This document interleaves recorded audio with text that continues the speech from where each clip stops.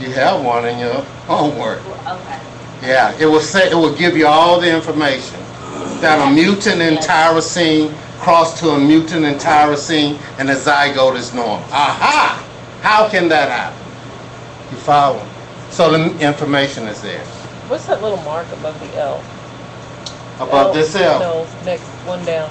That one? No, the one across. This one? Yeah, what's that little mark? Four? Right here, L1. Okay. Or. Well, tell me the little mark, because I don't think that's right. It's okay. It's okay. It's a word, or. This one right here? Yeah, It is not a word. W. It's not a word? No. It's Maiden type alpha is crossed to maiden type A. Okay. Will the zygote be normal? Okay. No. In this scenario. Yes. So if we had, alright, you said that in yeast is capital and the zygote is diploid. Is that all the time? Let me answer that another way. All zygotes in the universe is diploid. Why? Which one? This one? Because there's only one gene. This H and this H, this is only one H. This is on one H. So I'm just looking at the H's. It's diploid because it's got two H's. This one has one H. This one has one H, but the zygote have two H's because it's diploid. Yes. How come that zygote right there is normal, but when you said if you cross This zygote right here. But you said if you cross those two, it won't be nice. This one. Look at the L1. Do I have a normal L1? Do I have a normal L1 here? See this one, there's a normal L1 for this one and a normal L2 for this one. If it gets into the zygote, I can complete the pathway. Because that's the pathway. I need an L1 and an L2, both normal, to get leucine. So are you going to give us the zygote when we get the genotype for the people? I sure will. There's another question that comes with it. We won't get the pathway though, will we? No, you have to figure out the pathway. But the pathway is obvious. If the zygote is mutant, one gene. If the zygote is normal, it must be two genes. Right? Ready to move on to the next one? Okay. The last one. You ready? Okay.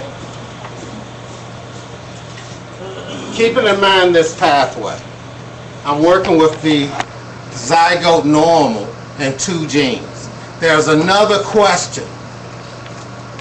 Are the two genes like this, L1 plus, L2 plus, I'm sorry, L1, L2 plus, or that's one option. The other option is that it's like this.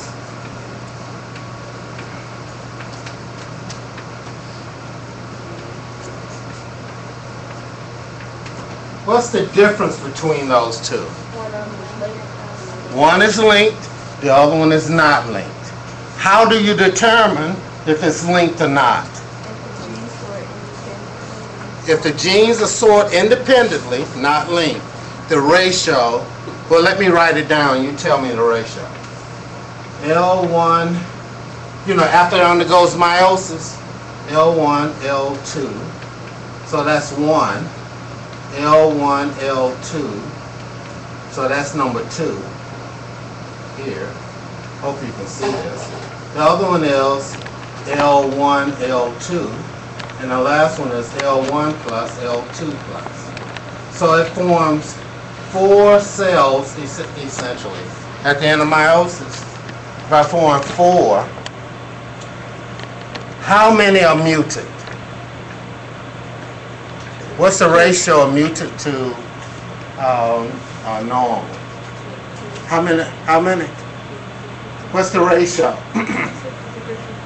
What is it? Anybody else? How many mutants do I have in those 4? 3 mutants? That's correct. Because the only way to be normal is to have an L1 plus and an L2 plus. Because if I don't have two pluses, it can't grow. It's mutant. So it can be mutant with one L1, it can be mutant with one L2, it can be mutant with L1 because it can't grow. So it's mutant. They all look the same. Only the L1 plus L2 is normal. So if they are not linked, the ratio of mutant to wild type is 3 mutants to 1 wild type. If they are not linked, the ratio of mutants to wild type is 3 mutants to 1 wild type. If they are linked, that's some, I hate to say this, but say basically you cannot get a 3-to-1 ratio. You cannot get a 3-to-1 ratio if they are linked. So you look at the ratio, if it's 3-to-1, that means that the two genes are not linked.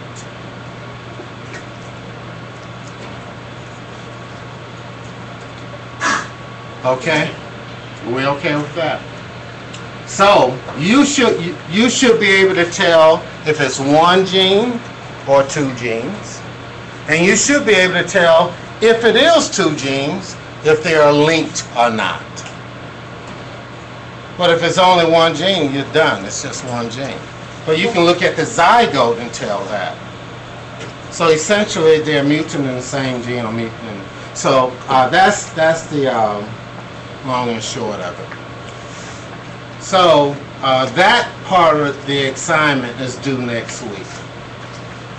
So if you printed out both sections of Lab 7, there's a pathway of Lab 7 that's due next week. The other one can't be due next week because it's going to take 2 weeks to do the experiment.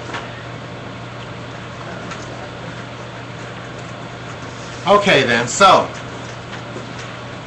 any questions about all of this? You're talking about this paper and the Lab 7. These two Both of them are Lab 7. Right, they're due next week. No. No. Just what we talked about Just here. the yeast. Your left hand has what we just talked about. Okay. So this one is what's due. Yeah. The yeast is the week after. Yes. Okay. All right. Any other questions? Got enough? Okay, let's do the lab for today.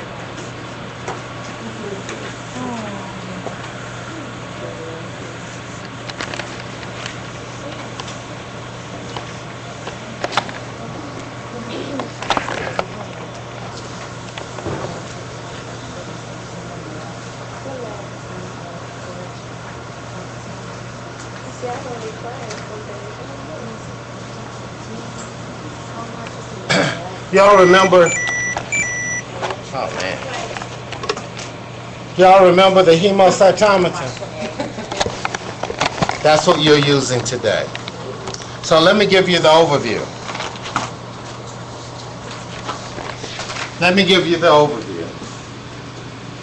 The overview is, this is what you have to do today. We have the plates here. That's yeast complete media. And what we want to do is to induce a mutation using ultraviolet light, the UV light.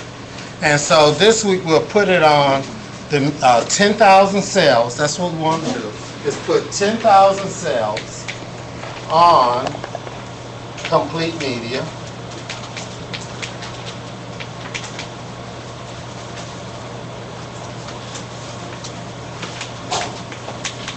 We'll put 10,000 cells on complete media, and we're going to have 4 plates with 10,000 cells. And of course, we got to have a control.